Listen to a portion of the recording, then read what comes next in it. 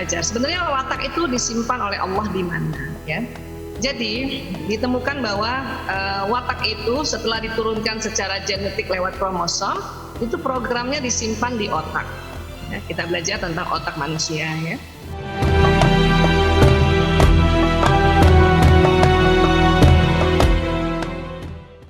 Dulu profil beliau. Dr. Aisyah Dahlan CHT, Ketua Asosiasi Rehabilitasi Narkoba Indonesia atau AIRI. Kemudian beliau juga sebagai penasehat unit narkoba Rumah Sakit Bayangkara Labdikpol Jakarta, Ketua Yayasan Sahabat Rekan Sebaya. Kemudian beliau juga aktif sebagai koordinator terapis holistik klinik Sunter Medical Center di Jakarta, sebagai pembina Social Entrepreneur Aftercare SRS. Nah, beliau sendiri, sahabat YDSF, lahir di Jakarta tanggal 17 Desember tahun 1968, merupakan anak kedua dari 5 bersaudara, putri dari Bapak Dahlan Hussein dan Ibu Hermina Ishak.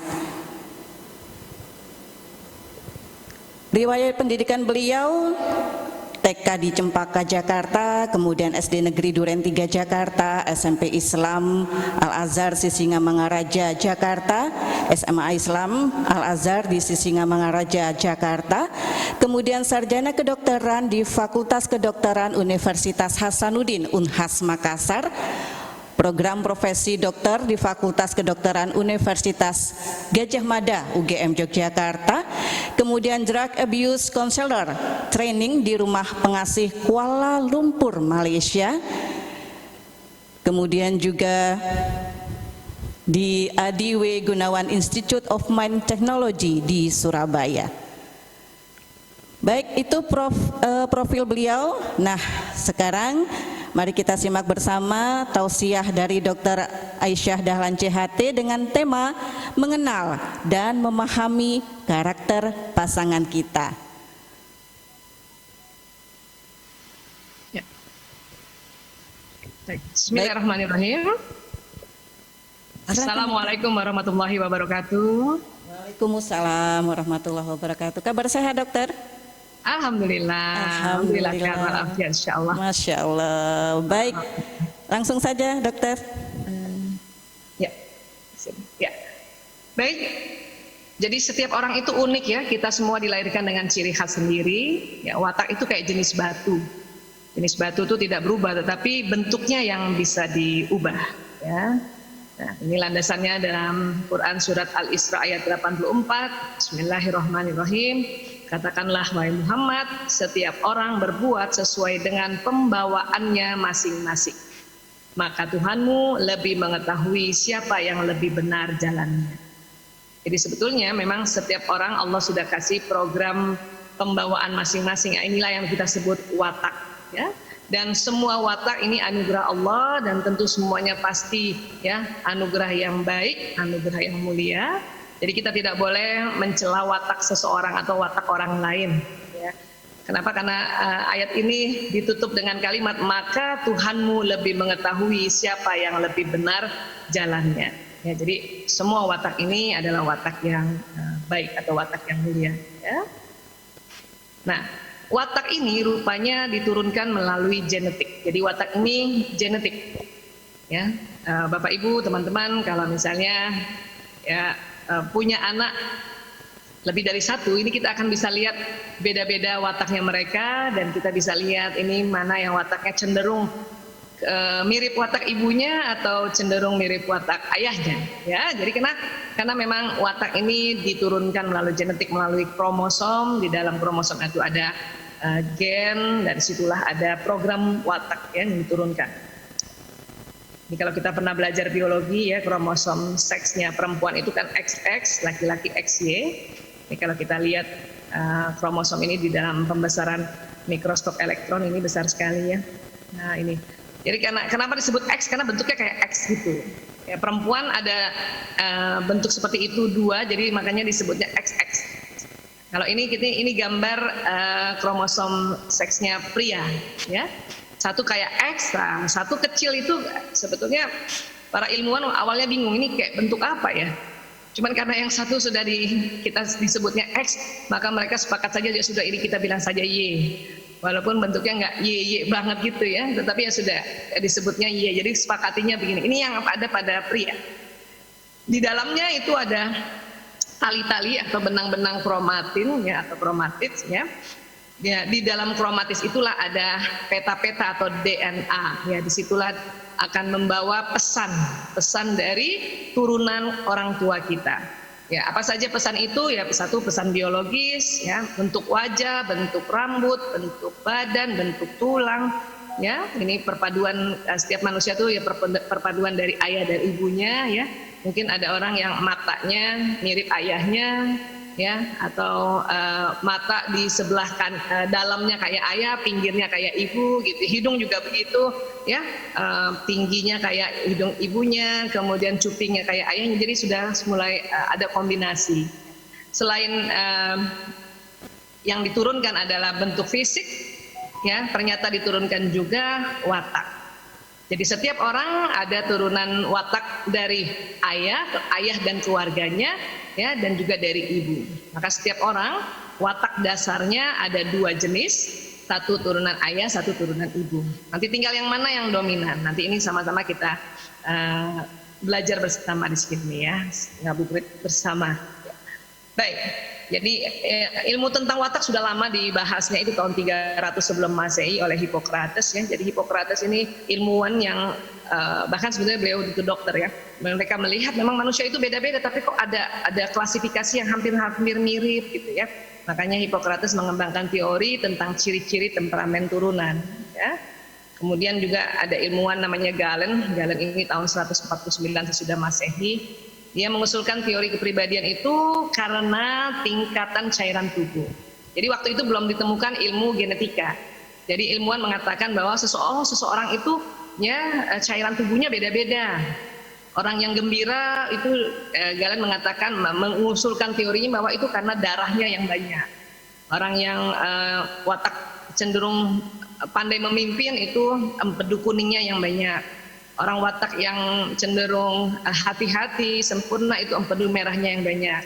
Wataknya hasratnya cenderung damai, ya itu lendirnya yang banyak. Jadi Galen waktu itu mengusulkan itu karena belum ditemukan teori genetika. Pada abad 18 mulai ditemukan teori genetika. Ternyata watak itu genetik, jadi bukan karena komposisi cairan tubuh yang berbeda-beda, bukan karena itu. Ya. Nah, beberapa ahli mencoba mencari lagi, kemudian memetakan. Ini ada salah satu sumber namanya Florence Ritter. Ini baru-baru saja beliau meninggal. Mungkin teman-teman ada yang pernah baca bukunya ya. Ini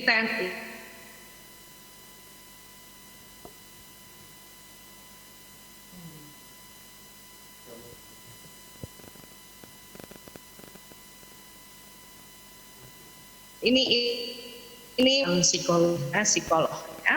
Baik, ini juga ada teknik untuk bisa mau mengetahui tentang watak seseorang. Ini namanya peralatan foto aura ya. Ini nanti akan terlihat warna-warna dari watak seseorang ya. Dan ini cukup akurat ya, bahkan mungkin paling akurat adalah foto aura. Baik, ini kira-kira seperti ini ya.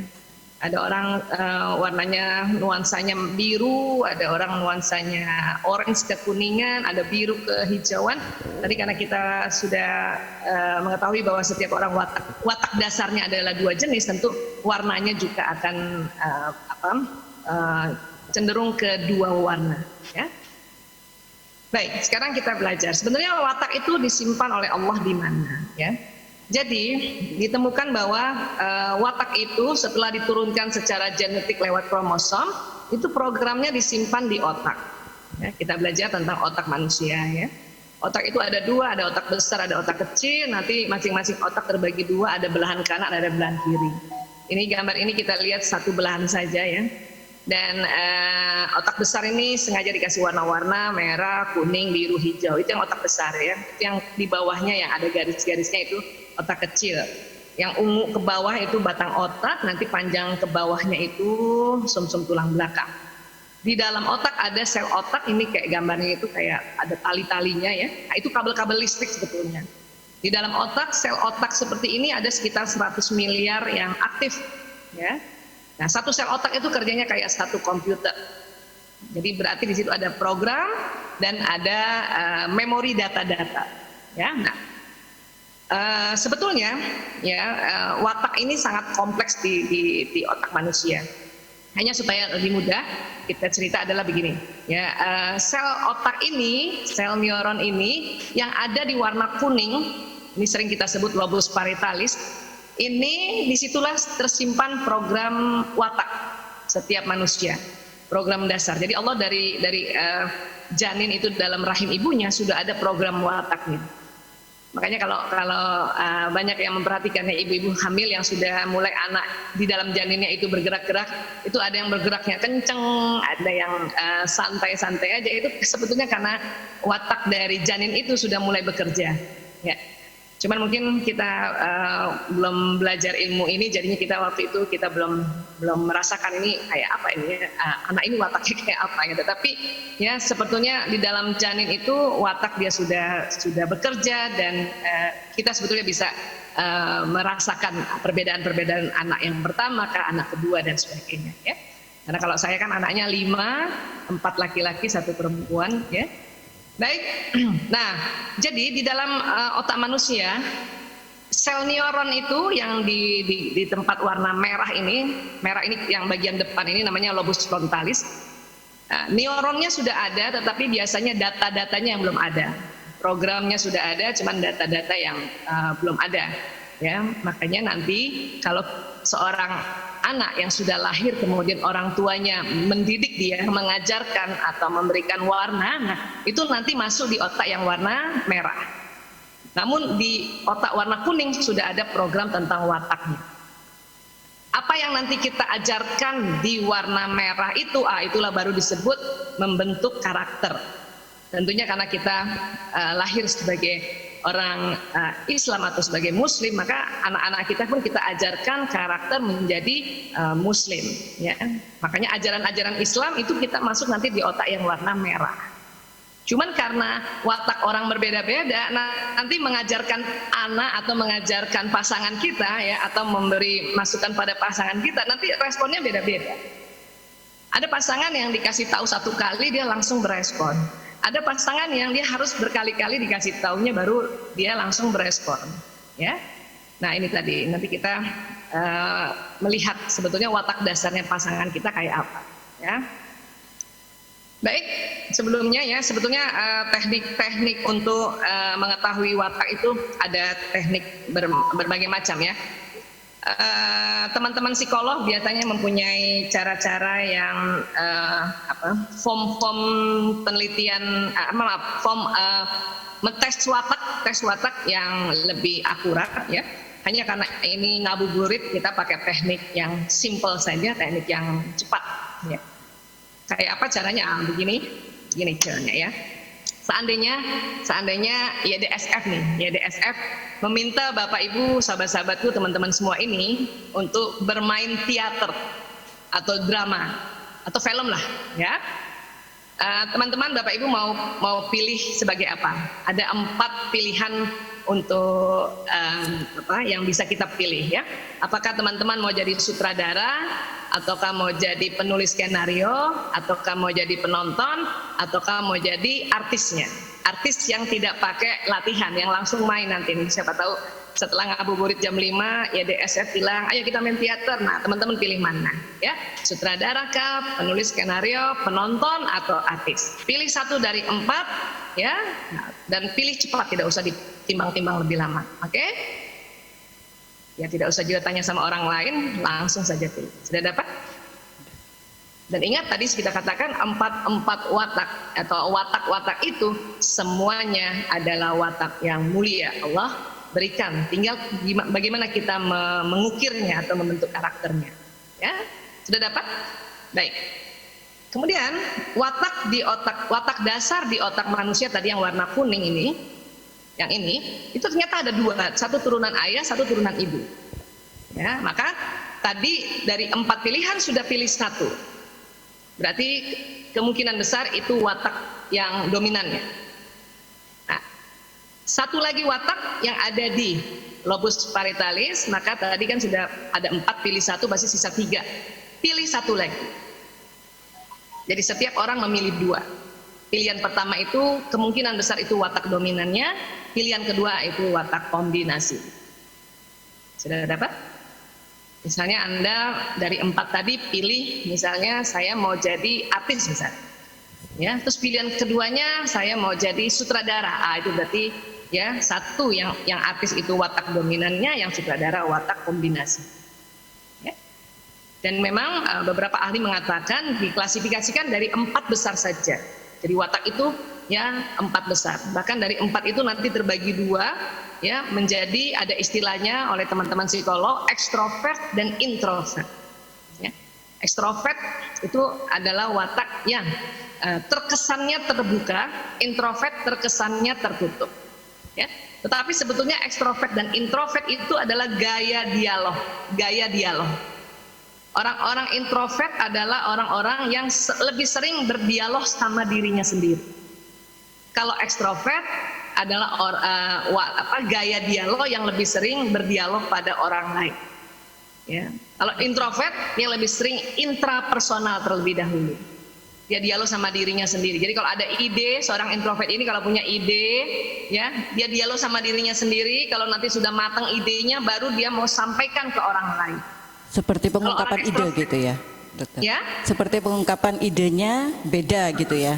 Ya, karena itu gaya dialog. Orang introvert itu dia pikirkan dulu, dia timbang-timbang dulu. Kalau sudah dia matang idenya, baru dia mau cerita sama orang lain. Itu orang-orang introvert.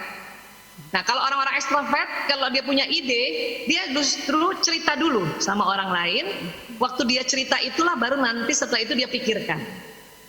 Itu namanya gaya dialog ekstrovert. Makanya terkesan orang ekstrovert itu kok kayaknya orang terbuka ya, apa-apa dia bicarakan. Orang introvert kok terkesannya tertutup ya. Padahal sebenarnya orang introvert itu dia bicara, tapi dia lebih kepada intrapersonal, bicara sama diri. Ya, sendiri. Ya, kalau bicara lebih sering bicara sama orang itu adalah interpersonal, ya inter. Ya, baik. Itu dia jadi watak itu terbagi 2 dulu, ekstrovert dan introvert. Ya. Nah kemudian, mulai kita belajar yang lebih detailnya lagi. Ya. Baik, buat sahabat-sahabat, teman-teman, bapak, ibu, ayah, bunda, ya, yang tadi pilih penonton. Mungkin ada ya, baik pilihan pertama dan pilihan kedua, kemungkinan besar, kenapa saya katakan kemungkinan besar, karena memang tes watak ini tentu akuratnya karena tes cepat ya cuma 80% sampai 85%. Cukup tinggi sebetulnya, tetapi itu tadi syaratnya adalah memilih langsung, ya, langsung memilih, jadi spontan, jadi tanpa dipikir-pikir, timbang-timbang, ya. Jadi begini, orang yang pilih penonton, kemungkinan besar program di lobus parietalisnya tadi yang di otak warna kuning itu, Allah kasih hasratnya damai. Jadi orang yang pilih penonton pilihan pertama atau kedua, ini orang yang hasratnya memang damai. Ciri khasnya pengamat, dia senang mengamati. Kalau bahasa psikologi kepribadiannya sering disebut dengan istilah phlegmatis. Phlegmatis ini bahasa Latin, ini sebetulnya kenang-kenangan dari penamaan watak oleh Hippocrates. Jadi istilah phlegmatis itu sudah ada 300 tahun sebelum Masehi. Mungkin ada beberapa penemu menamakan beda-beda lagi nama watak, tetapi kita pakai yang Hippocrates punya karena dia lebih mudah untuk diterapkan ya, dan untuk bisa dipakai keseharian kita ya. Ya, jadi orang yang pilih penonton biasanya orang yang damai, orang yang cenderung menghindari konflik, dia tidak suka berkonflik, tidak suka ngotot, ya. Ya, orang yang damai ini kalau kita punya pasangan damai ini pasti pasangan yang yang cepat mengalah. Ada yang istri wataknya damai, ada yang suami juga wataknya damai.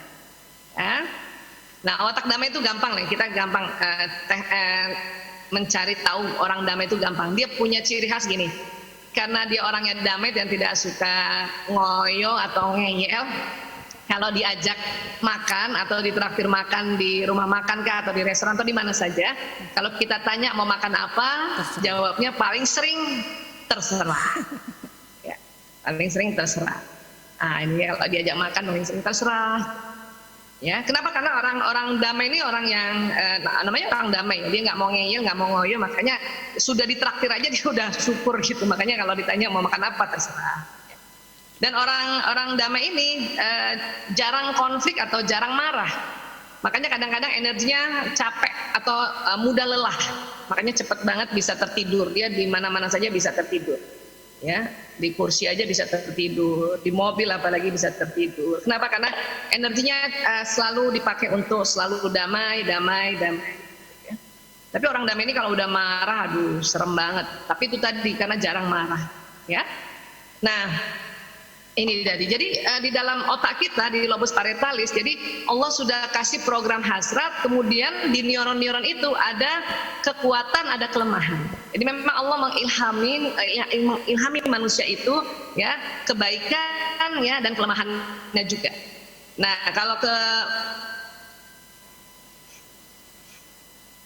saya 1, 2 ya, kekuatan dari orang damai ini yaitu tadi jelas satu damai, kemudian tenang, diplomatis, ini paling enak nih kalau orang damai ini ya. Terus mau yang praktis saja, kemudian dapat diandalkan. Artinya dapat diandalkan ini orang damai ini dia senang pada pekerjaan-pekerjaan yang monoton ya. Jadi pekerjaan-pekerjaan yang monoton tiap hari dilakukan itu dia kuat dia lakukannya ya. Dan juga humoris ya. Cuma memang kelemahannya suka menunda-nunda. Ya, kalau ada pasangan yang suka menunda-nunda itu sudah bukan malas, itu karena orang watak damai. Ya. Dan satu lagi karena dia tidak mau konflik maka nampaknya tidak tegas. Ya, terkadang cari aman sendiri. Artinya dia nggak mau konflik lah. Ya. Kalau ini istilahnya kalau diajak rapat cepat setuju nih. Ya. Manut kemudian, gitu ya dokter. Ya.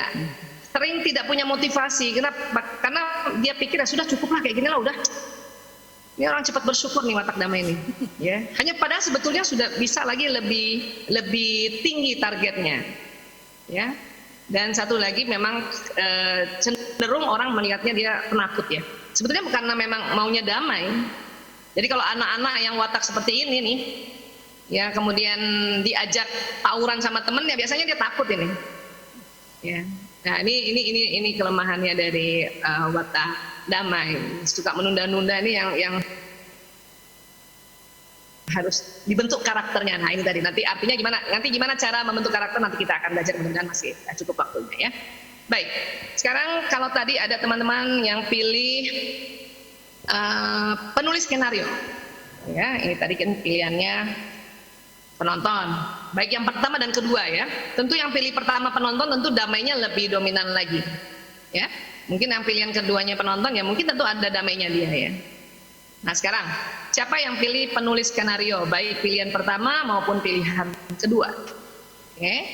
Orang yang pilih penulis skenario pilihan pertama atau pilihan kedua, kemungkinan besar program di lobus parietalisnya itu Allah kasih hasrat sempurna. Dan dia ciri khasnya pemikir. Jadi apa-apa dipikirin. Ya. Pengamat juga mikir sebetulnya, cuman bedanya pengamat dengan pemikir ya dia ada beda seperti ini. Ya, misalnya ini pengamat. Kalau pengamat waktu dia lihat, misalnya lihat slide saya ini ada yang miring gitu ya. Waktu dia lihat dia pikirin, kok miring sih tulisannya, kok gini sih tulisannya gitu ya. Tapi waktu dia tidak lihat, dia tidak pikirkan. Nah, itu pengamat. Kalau pemikir, waktu dia lihat, dia pikirkan. Sudah tidak lihat masih dipikirkan, itu pemikir ya. Jadi tipe penulis skenario ini adalah memang ciri khasnya pemikir dan hasratnya sempurna. Bahasa psikologi kepribadiannya sering disebutnya melankolis ya. Jadi tipe ini adalah hasrat yang selalu apa-apa melakukannya sempurna, dia rapi, detil ya, kemudian teratur ya. Ini kalau punya pasangan yang punya hasrat sempurna, apa-apa teratur, itu gampang dilihatnya itu. Ya, termasuk kita juga ya, siapa tahu tadi yang pilih penulis skenario merasakan ya. Jadi tipe penulis skenario ini, kalau dikasih pasta gigi atau odol, ini karena ini paling gampang ditesnya nih ya. sejak kecil, mulai dia bisa sikat gigi, itu pasti otomatis refleks pencet odolnya dari bawah. Nah itu dia, dari bawah. Tidak semua orang pencet odol dari bawah, ada yang di tengah, ada yang di ujungnya sekali. Maknanya apa itu, Ya. dokter? Kok Ada juga orang, ya itu karena tuntunan dari otaknya, lakukan dengan sempurna. Jadi dia pencetnya selalu dari bawah itu. Kalau watak yang lain yang memang hasratnya bukan sempurna, ada lagi yang watak mau cepat, dia pencetnya di tengah. Walaupun dia belajar, misalnya dia belajar karena pasangannya suruh dari bawah, dia belajar. Cuman nggak tahan, ya cuman 2 hari dari bawah, hari ketiga di tengah. Tapi yang watak penulis skenario atau watak melankolis, ini selalu dari bawah. Dari bawah, walaupun tidak diajar oleh orang tuanya. Ya. Bahkan saking mau sempurna, pasta gigi itu habis setelah dia dari bawah, itu dia sering lipat itu. Seperti ini dia lipat. Okay. Ya. Ada yang begini, Bu? Iya, saya. Ya. Ada pasangan yang istrinya yang begini, ada yang suaminya yang begini. Ya, jadi pasangan itu berantemnya gara-gara pasta gigi kadang-kadang juga ini. Ya. Jadi pas pasangan yang mau buru-buru pencet di tengah, nanti mau mandi pasangan yang sempurna tadi dia rapiin lagi dari bawah lagi. Berarti tipe perfeksionis begitu ya, dokter? Ya, tipe sempurna. Perfeksionis itu adalah terlalu sempurna. Nah, itu jadi dia sempurna, perfect. Kalau perfeksionis itu terlalu sempurna, itu yang bahaya, itu yang nanti menyulitkan hidupnya. Ya, aslinya memang perfeksionis dari tipe ini, tipe perfect. Ya, bahkan ada yang ekstrim tuh ya, suka digunting, diambil dari dalamnya tuh ya. Ini karena dia mau ekonomis nih, mau sempurna. Jadi bukan pelit sebetulnya, ya ingin habis pasta giginya sempurna.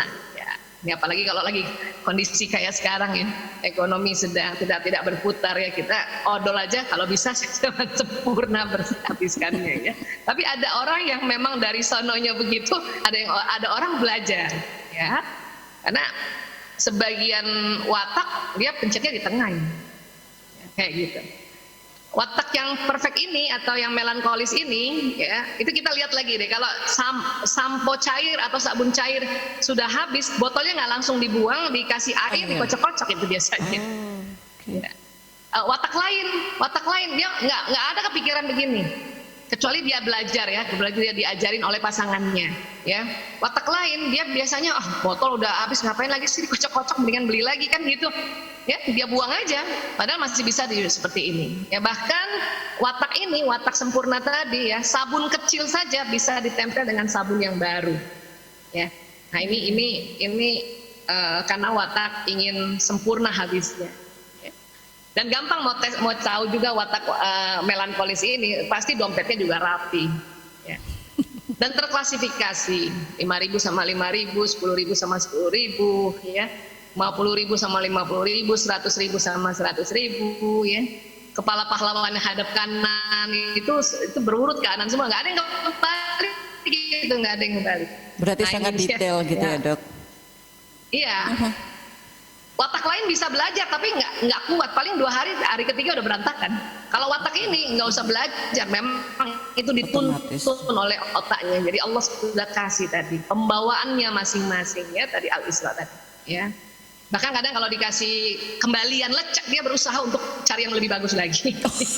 Ya, kalau ada uang lecek itu dia nggak mau satu dompet gitu, kalau bisa dompet yang khusus uang lecek. Itu bagus ya. Hanya juga tetap dia punya kelemahan orang melankolis, pemurung.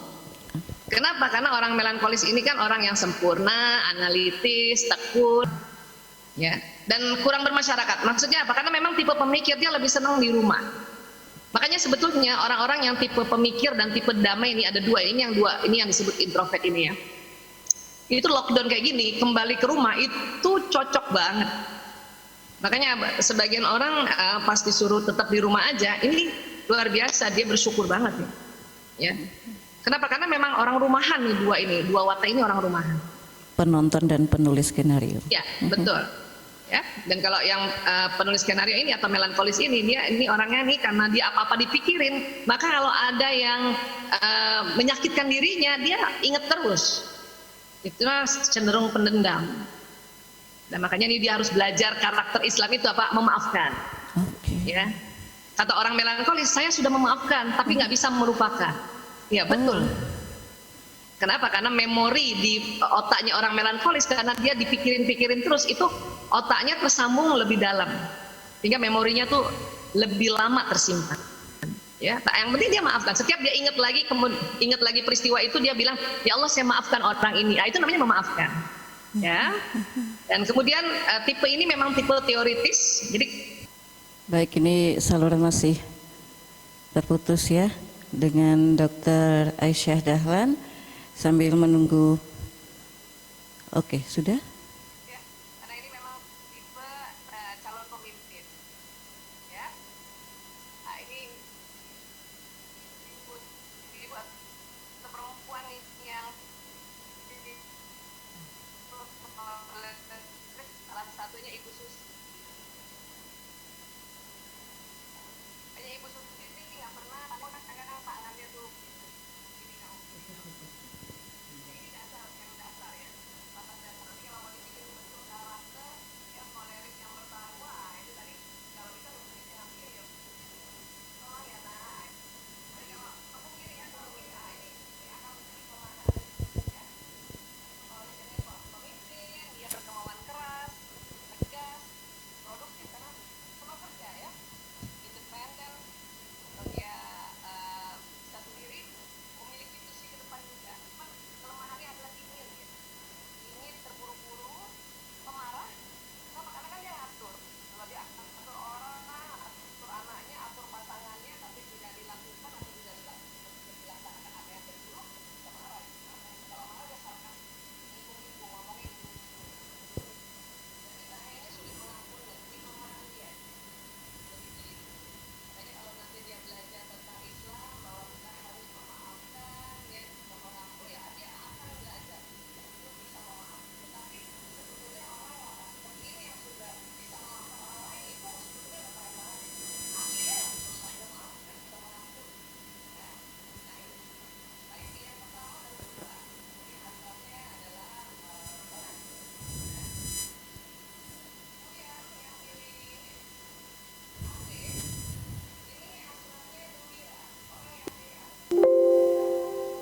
Oke.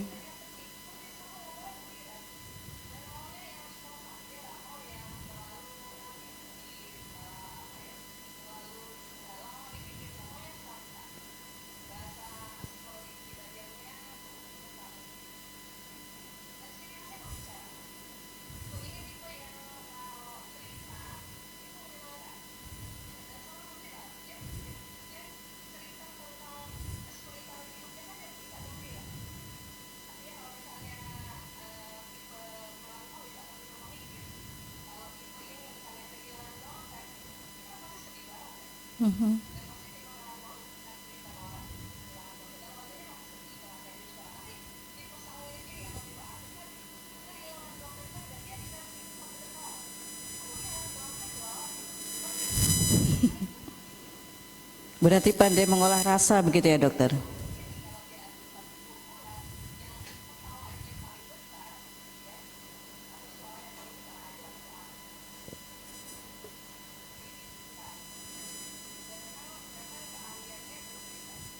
Oke.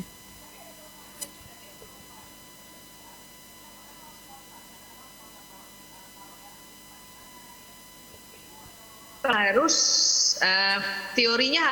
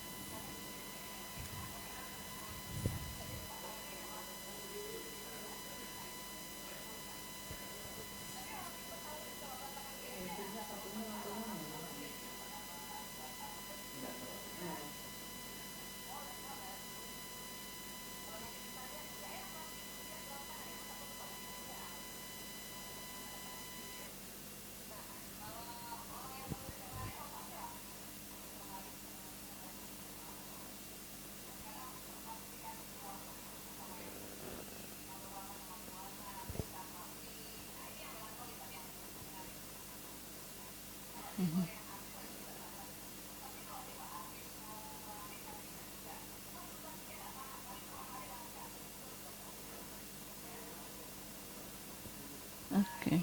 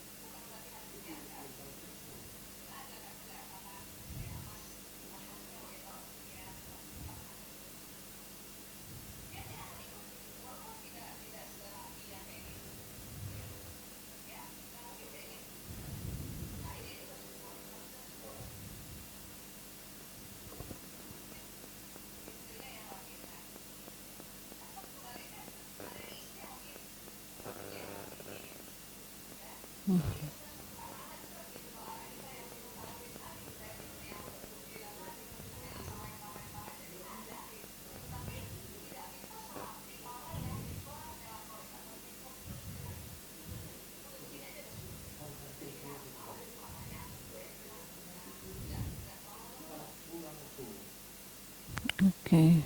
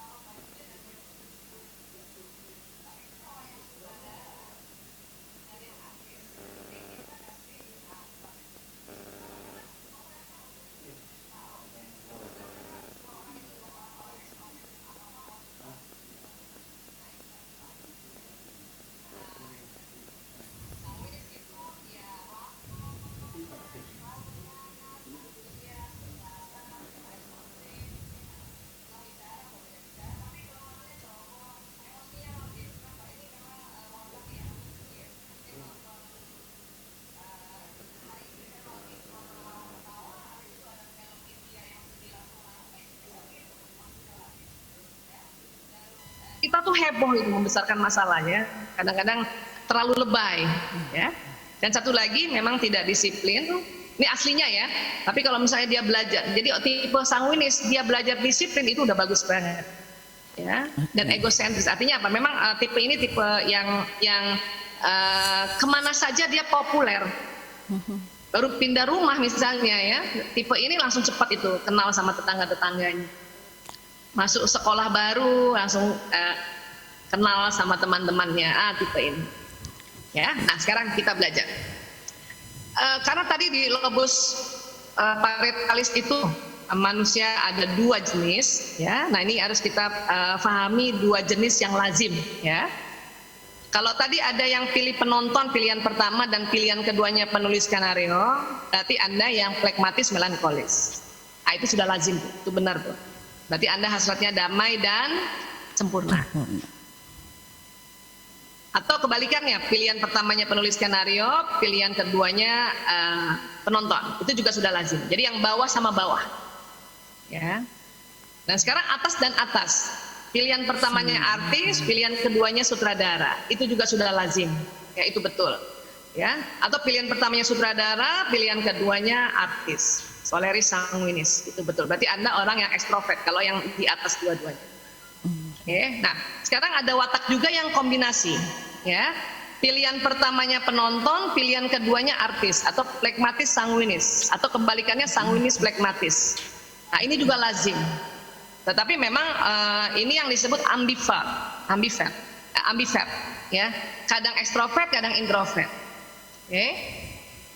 Ada juga watak yang melankolis koleris atau koleris melankolis. Pilihan pertamanya sutradara, pilihan keduanya penulis skenario atau koleris melankolis. Atau pilihan pertamanya penulis skenario, pilihan keduanya sutradara. Ini juga ambivert nih. Kadang ekstrovert, kadang introvert. Ya. Tetapi tidak ada di dalam satu watak di otak kita yang bersilang. Maksudnya misalnya pilihan pertamanya penonton, pilihan keduanya sutradara, atau kebalikannya pilihan pertamanya sutradara, pilihan keduanya penonton, dia bersilang. Itu itu tidak ada. Berarti ada salah satu watak yang terpengaruh oleh lingkungan. Ya. Pilihan pertamanya penulis skenario, pilihan keduanya artis, itu juga tidak lazim. Ya. Nah, tetapi pasangan hidup dia bersilang. Ya. Buat teman-teman ibu-ibu yang tadi pilihan pertamanya damai atau pragmatis, kemungkinan besar suaminya koleris yang sutradara. Jadi suami yang ngatur-ngatur. Atau kebalikannya, suaminya yang penonton tadi, istrinya yang sutradara. Nah, itulah soulmate-nya, itulah belahan jiwanya. Ya.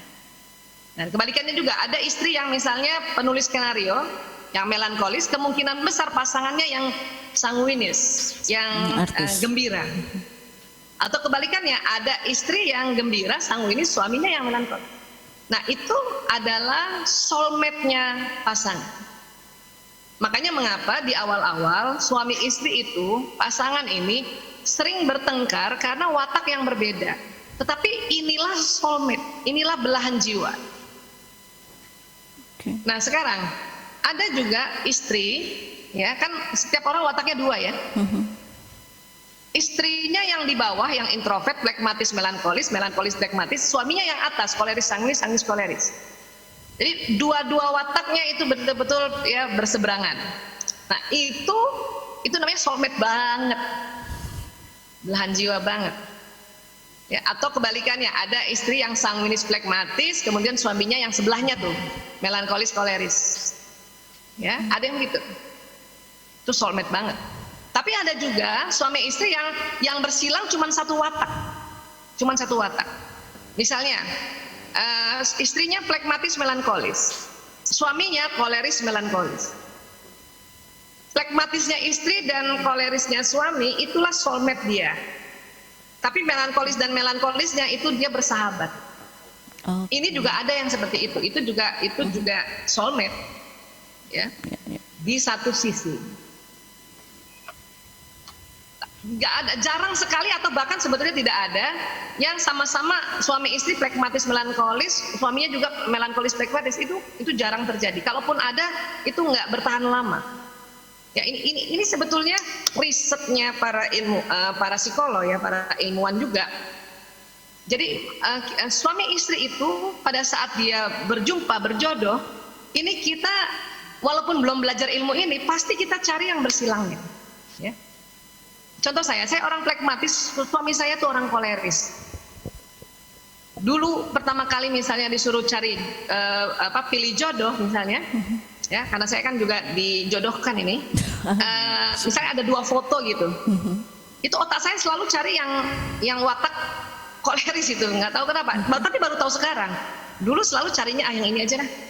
Walaupun setelah berumah tangga, pertengkaran kami adalah, kok suami saya ngatur terus ya? Saya ngalah terus gitu. Nah, itulah makanya mengapa saya belajar ilmu ini tahun 99, itu setelah saya menikah 92 sampai 99 bertengkar hanya gara-gara aduh kenapa ya saya disuruh-suruh terus sama suami saya karena dia koleris ya. Nah, 99 saya baru paham, oh ini namanya tentang watak. Ya. Dan suami saya juga jadi paham, oh suami istri saya orang yang damai. Orang damai ini kan cepet tidur ya, karena cepet capek ya. Saya dulu selalu kepengen tidur siang. Suami saya larang saya tidur siang. Karena menurut orang koleris, siang pun harus bekerja.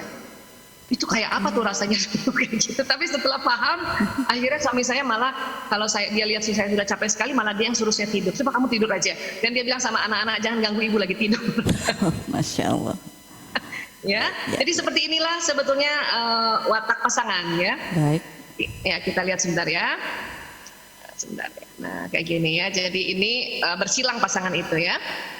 Baik, sekarang karakter ya, kita bilang karakter. Karakter ini definisinya menurut salah satu ilmu psikologi ya, Wine namanya, Mr. Wine. Dia mengungkapkan bahwa kata karakter berasal dari bahasa Yunani, asal kata dari karaso yang berarti to mark, yaitu menandai atau mengukir. Ya, yang memfokuskan bagaimana mengaplikasikan nilai kebaikan dalam bentuk tindakan atau tingkah laku. Maksudnya gini, ya kan tadi watak itu yang warna kuning ya, lobus parietalis, ya. Karakter itu adalah kita memberikan nasihat-nasihat atau peraturan-peraturan, ajaran-ajaran agar masuk di otak yang merah. Ya.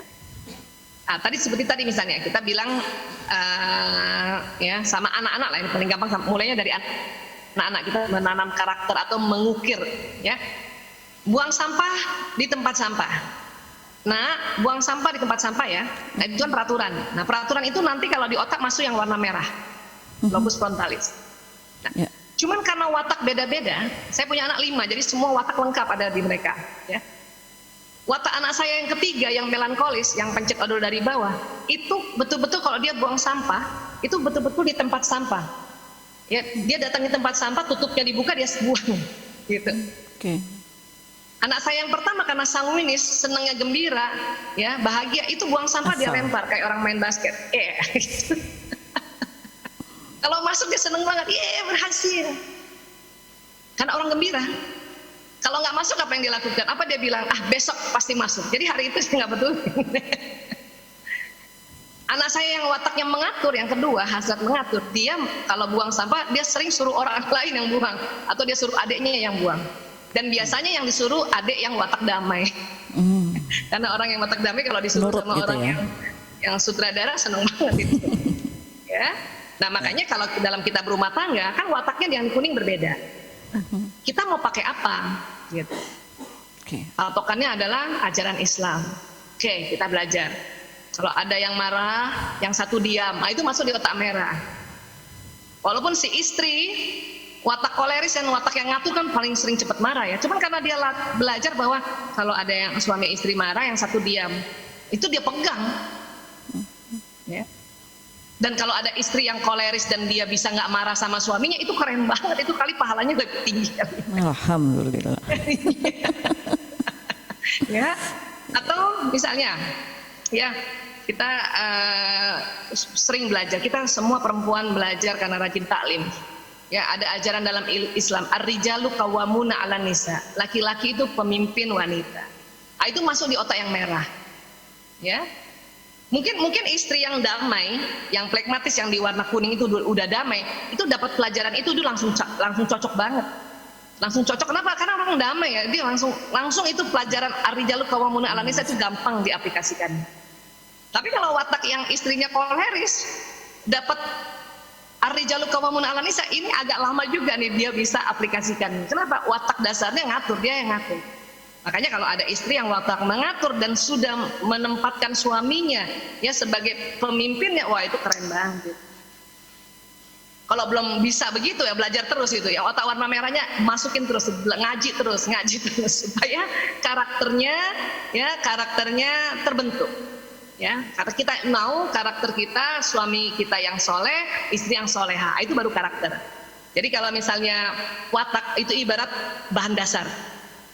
Kayu kah, batu kah, besi atau plastik, ya. Nah, kita mau bentuk karakter meja, meja itu karakter.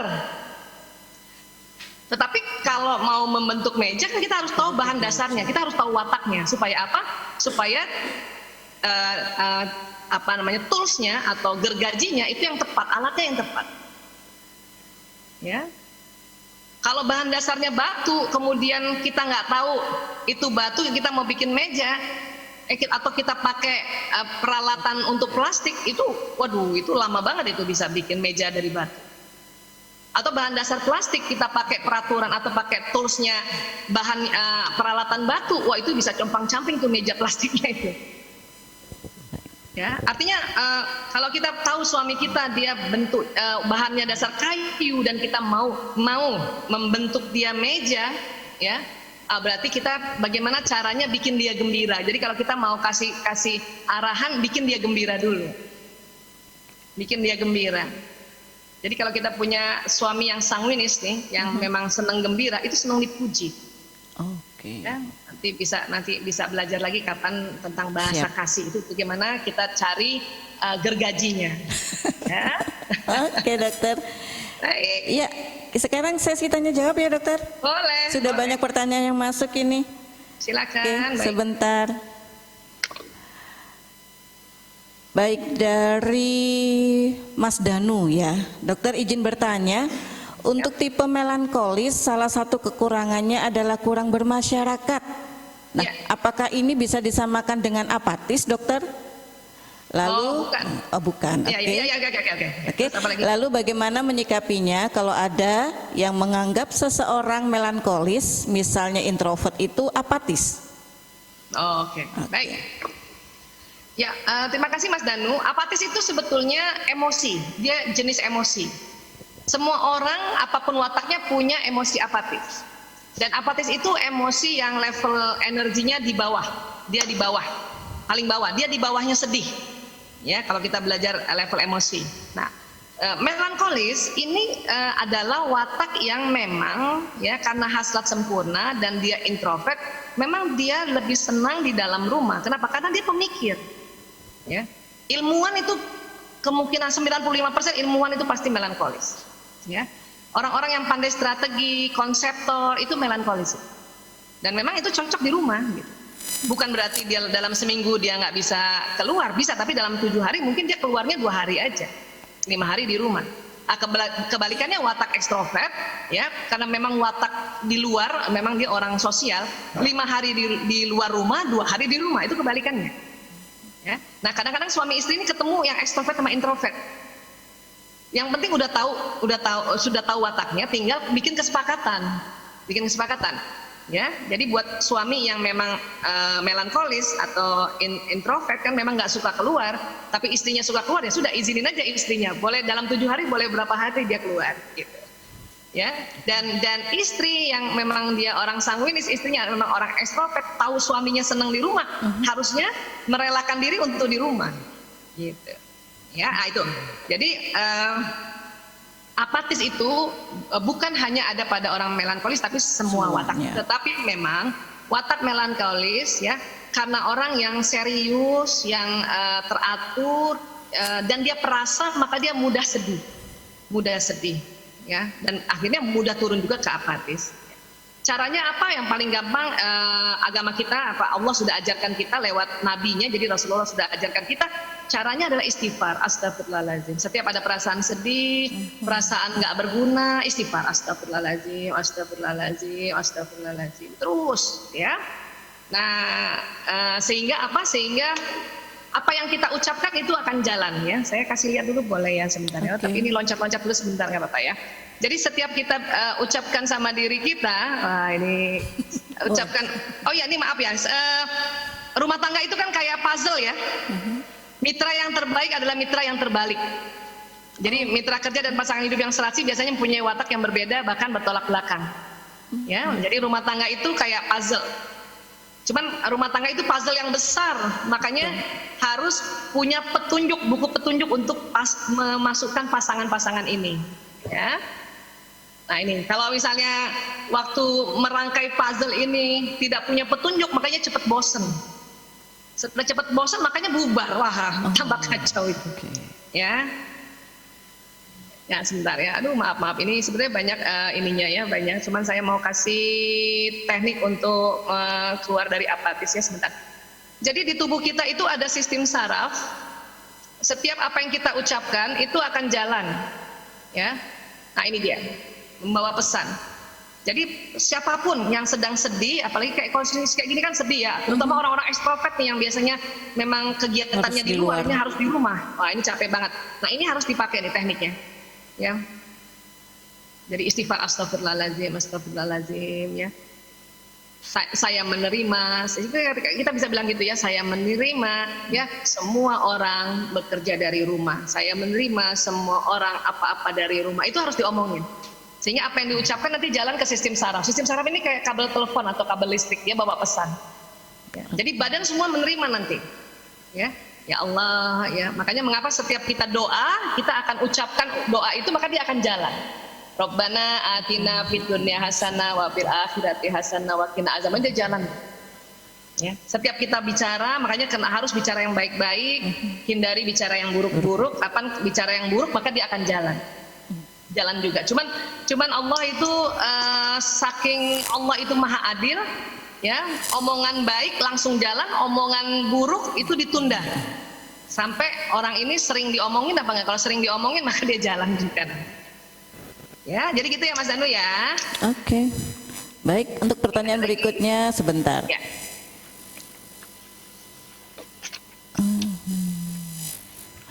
Dari Mbak Rina atau Ibu Rina ini ya, kalau suami istri sama-sama koleris gimana dok? Oh, ya baik. Suami istri sama-sama koleris itu bisa aja ada, tetapi pasti satu wataknya berbeda. Bisa jadi satu ya melankolis koleris, satunya lagi sanguinis koleris, misalnya gitu. Oke. Koleris sama kolerisnya itu kadang-kadang suami istri yang punya koleris sama koleris itu pasti ya dua-duanya senang kerja. Workaholic Dan itu ya. ya, dan itu bisa punya perusahaan itu dua-duanya. Ya, nah soulmate-nya apa? Soulmate-nya itu satu sanguinis, satu melankolis, satu gembira, satu pemikir. Nah itu soulmate-nya. Nah, cuman harus tahu nih, suami istri koleris nih harus tahu bahwa dua-duanya memang pekerja, dua-duanya hasrat mengatur, dua-duanya mau cepat. Nah ini harus belajar, ini harus masuk karakter Islam nih. Siapa yang harus diikuti di rumah ini kalau ngambil keputusan? Oh suami, karena ar-rijalu qawwamuna 'alan nisa. Ya. Atau misalnya dua-duanya lagi bertengkar, salah satunya tahu dua-duanya koleris nih.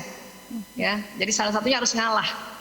Ya gitu. Ya itu kesepakatan itu atau peraturan-peraturan yang kita ambil itulah itu yang disebut membentuk karakter. Ya, kita mau pakai apa? Karena koleris sama koleris ini kalau kekuatan ketemu kekuatan itu dia ya itu tadi punya usaha, dua-duanya punya usaha. Tapi kalau lagi berantem dua-duanya bisa ngatur. Bengkerengan gitu ya dok, kalau istilah Surabaya. Ya, Oke. jadi harus paham ya. Baik, itu pertanyaan dari Ibu Rina. Kemudian sebentar dari RDK. Dokter, kalau melihat ciri-ciri tipe watak tadi, kemudian ada dua watak jadinya introvert, extrovert dan ambivert. Bagaimana kalau ke plekmatis melankolis, tapi dia juga suka memerintah atau mengarahkan saat mengerjakan sesuatu? Ya, baik. Kita lihat.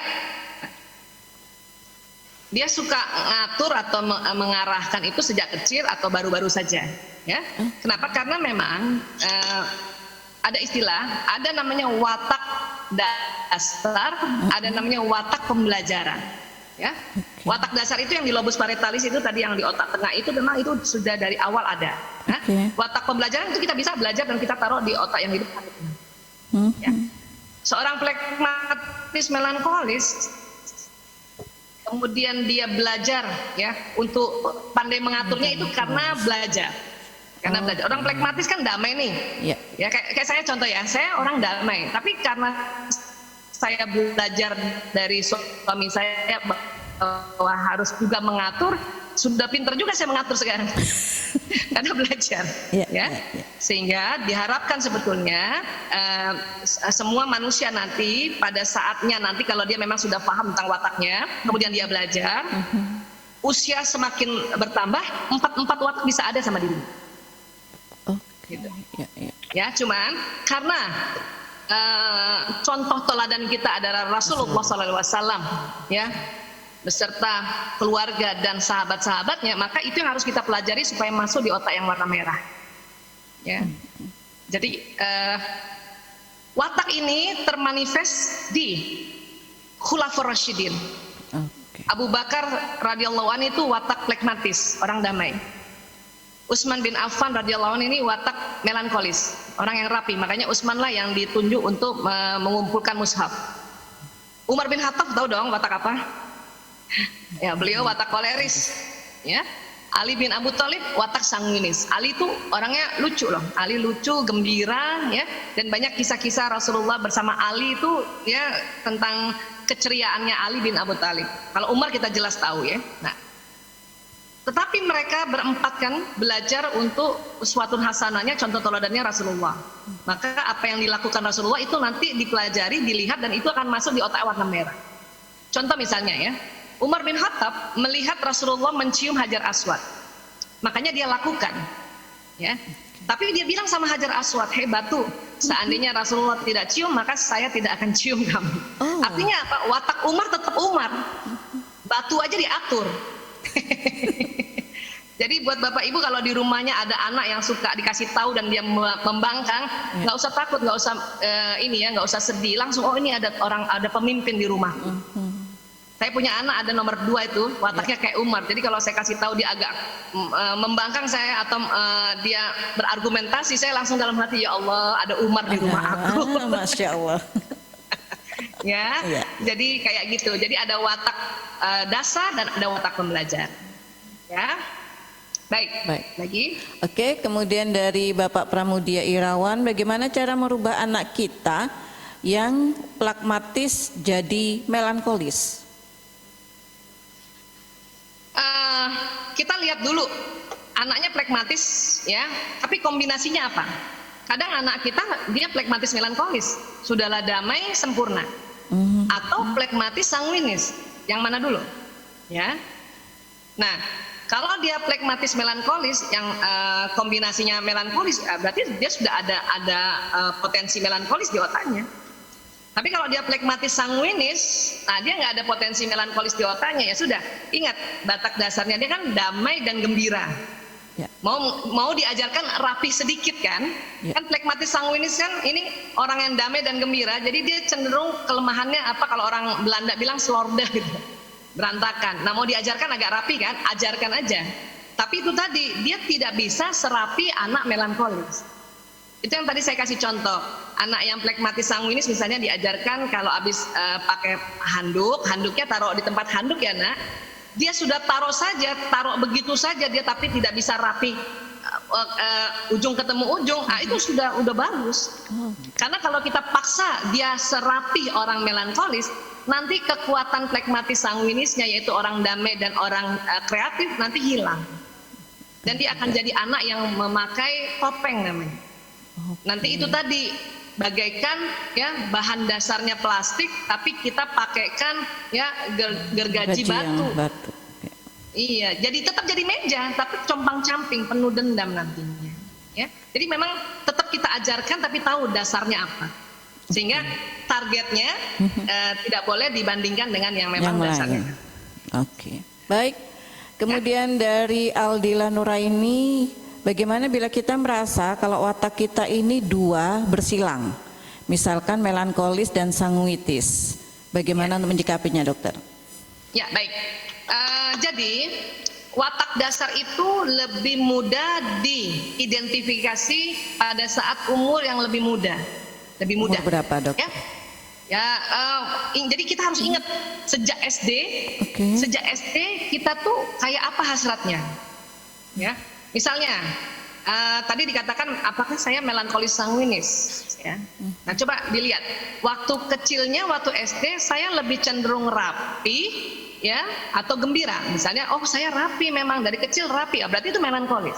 Nah kombinasinya itu pasti cuma dua, kalau nggak koleris ke pragmatis. Tinggal dia ingat-ingat waktu SD saya ini rapi dan ngalahan nggak ya? Kalau dia udahlah rapi dan ngalahan, oh itu melankolis pragmatis. Ya. Tapi saya waktu SD bang seneng ngatur ya, saya udah rapi, udah mau perfect dan suka ngatur, saya berarti melankolis koleris. Nah itu watak dasar. Jadi kita menentukan watak dasar, ingat waktu masih umur lebih muda lagi. Nah, tetapi kalau seumur sekarang misalnya ibu nih umur berapa mungkin ya, mungkin 30 ke atau 40, kok nampaknya ada sanguinisnya ya. Nah, bisa jadi sanguinisnya itu karena ibu belajar atau terpengaruh pasangan, ya, atau memang belajar di taklim, belajar di seminar-seminar bahwa kita kalau sama orang harus ramah, harus cheer. Aslinya kan dia senangnya di rumah, tapi sudah bisa kayaknya gembira ketemu orang. Nah itu berarti yang sanguinisnya belajar, ya. Dan harus tahu melankolis juga itu anak yang lucu. Jadi lucu itu bukan hanya pada sanguinis, melankolis juga lucu. Tetapi lucunya melankolis itu, ya, itu kayak pelawak stand up comedy. Jadi harus teratur. Saya kasih contoh ya, kayak Sule, Andre Tolani, ya, Mas Tukul itu orang sanguinis, dia pelawak sanguinis, pelawak yang spontan. Itu kalau maju syuting itu cuma dibisikin aja sama penulis sama sutradara, dia langsung bisa ya improvisasi. Tetapi nanti Raditya Dika dan teman-teman stand up comedy kebanyakan itu yang orang melankolis yang harus dicatat atau harus ditulis kalau dia mau melakukan pentas untuk memberikan nuansa lawak atau humor, ya, komika, kan gitu. Makanya orang melankolis nampaknya lucu, tapi itu tadi dia pasti bisa ngelucu kalau sama orang-orang yang dia kenal. Nggak bisa langsung dengan orang-orang yang tidak dia kenal. Ya, jadi artinya ada salah satu watak ibu yang ibu itu proses pembelajaran. Baik. Oke. Ya. Kemudian dari Alfadea Irbah. Saya koralis melankolis, artis sutradara, sementara dia sanguinis koralis, sutradara penulis skenario. Nah, itu bagaimana, dokter? Gimana tadi istrinya apa? Koleris? Melankolis, koleris jadi melankolis. Sutradara penulis skenario ya? Iya, yang satunya. Koleris sutradara kan? Ya. Nah, terus pasangannya? Pasangannya sanguin sama koleris. Oh ya. Jadi yang soulmate-nya ini yang sanguinis sama melankolisnya, satu gembira, satu sempurna. Itu soulmate banget itu. Oh, nah, sama-sama punya koleris, itu dia watak persahabatan namanya. Itu tadi yang ada yang tanya tadi kan, yang kalau koleris ketemu koleris, ya berarti suami istri ini punya hasrat, dua-duanya hasrat mengatur, dua-duanya pekerja ini, dua-duanya orang target yang ngerti tujuan gitu. Ya, tetapi dia soulmate-nya satu yang sanguinis, satu melankolis. Nah, cuman harus belajar bahwa kalau koleris ketemu koleris sedang dua-duanya sedang kelemahan, harus satu yang mengalah. Ya, nah itu yang harus disepakati. Ya, oke. Jadi itu nggak apa-apa, itu bagus itu. Itu punya bisnis banyak itu. Alhamdulillah. Baik, kemudian Muhammad Reza Syah. Gimana cara kita mengetahui dan juga memahami karakter calon pasangan kita ketika ta'aruf? Wow, saya masih single nih, hehe, gitu katanya dokter dari Bogor. Sekarang, Mas Muhammad Reza, Anda tadi waktu tes cepat watak yang mana? Ya, mana? Seandainya Anda yang melankolis, flegmatis atau melankolis koleris, pokoknya melankolisnya dominan, atau bahkan yang sanguinisnya ya. Nah itu tadi, pada saat ta'aruf, sudah belajar atau belum belajar tentang watak, itu pasti ya Mas Muhammad Reza akan tertarik itu energinya kepada yang watak berseberangan atau watak kebalikannya. Ya, itu sudah banyak saya perhatikan ya, bahwa itu kayak gitu tuh. Tadi ada dua perempuan diperkenalkan sama kita di kajian gitu. Dari jauh aja kita lihat, kita akan tertarik sama yang watak kebalikannya. Gitu. Belajar watak aja tuh otak udah langsung tahu, itu karena Allah yang kasih pelajaran itu. Cuman kalau sudah tahu watak, itu akan jadi lebih gembira, lebih cepat mengambil keputusan nanti. Kadang lihat foto saja, nanti otaknya Mas Muhammad Reza ini akan lihat, ya, bisa kayak gitu nanti, lihat aja. Dan sebetulnya bisa juga mendeteksi watak itu dari raut wajah, ya. Nah, kita lihat sebentar ya. Tapi ini loncat-loncat lagi nggak apa-apa ya. Ini slide-nya loncat-loncat, ini nggak bisa. Nah. Jadi dari sudut mata dan sudut bibir itu kita bisa mendeteksi watak, ya. Tapi watak yang asli, watak utama. Ya, lihat. Sudut mata ke atas dan sudut bibir ke atas itu watak utama sanguinis. Sudut mata ke atas, sudut bibir ke bawah itu watak utama koleris. Ini bukan pada saat dia tersenyum ya, pada saat dia tidur bisa kelihatan nih. Ya, sudut mata ke bawah, sudut mata ke bawah itu orang melankolis, ini orang wajah serius. Ya, sudut mata ke bawah, sudut bibir ke atas itu orang flegmatis. Ya, ini kayak gini gitu. Artinya gini, kalau sudut mata ke atas itu pasti ekstrovert dua-duanya. Tinggal lihat sudut bibirnya. Kalau sudut mata ke bawah itu semua orang introvert. Jadi nanti yang lihat dari sudut bibir. Ya, ini kalau mau belajar dari wajah. Dan makin kecil, makin usia muda masih gampang kelihatan. Tapi kalau udah mulai kayak saya 50 tahun ke atas, udah susah kelihatan. Karena sudah mulai agak kendor-kendor mukanya. Betul. Ya, sudah kolagen udah berkurang, jadi mungkin sudut matanya makin turun, bibir makin turun. Ya, dan ini orang sanguinis itu bukan saat dia senyum, pas dia diem aja, Atau pas tidur bisa kelihatan tuh sudutnya, ujungnya di ujung banget, kayak gitu. Nah nanti Mas Muhammad Reza kalau pas ta'aruf harus perhatikan tuh sudut-sudut matanya. Tapi nomor satu, coba cari awalnya gitu. Misalnya ada 2 orang, langsung feelingnya yang ini gitu. Pakai perasaan, Bismillah ya Allah yang ini nih, kayaknya wataknya ya soulmate saya. Jadi istilahnya soulmate, belahan jiwa, belahannya. Ya. Baik. Dan tentu kekuatan doa. Betul. Ya. Karena kalau doa itu kayak gini nih, doa itu kan tadi kita udah ngomong di dalam sistem saraf ya. Kalau untuk doa diri sendiri kan karena sistem saraf itu ada di dalam tubuh kan kita bisa ya terus ulang ya Allah saya mohon ya Allah ya saya watak yang begini dapat yang begini misalnya gitu juga ya. Nah tetapi kalau untuk mendoakan ke orang lain, nah ini tadi di badan kita ini ada 2 nih, badan seluler dan badan bioplasmik ya. Jadi dari tubuh kita keluar nur, keluar cahaya, keluar sinyal, atau kalau bahasa fisika kuantum namanya gelombang elektromagnetik. Nah sinyal ini yang bisa kemana-mana nih.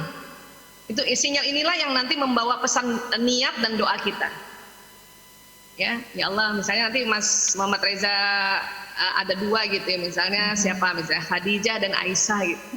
Ya, itu kita bisa doa ya Allah yang manakah yang cocok pada saya, Khadijah atau Aisyah misalnya gitu.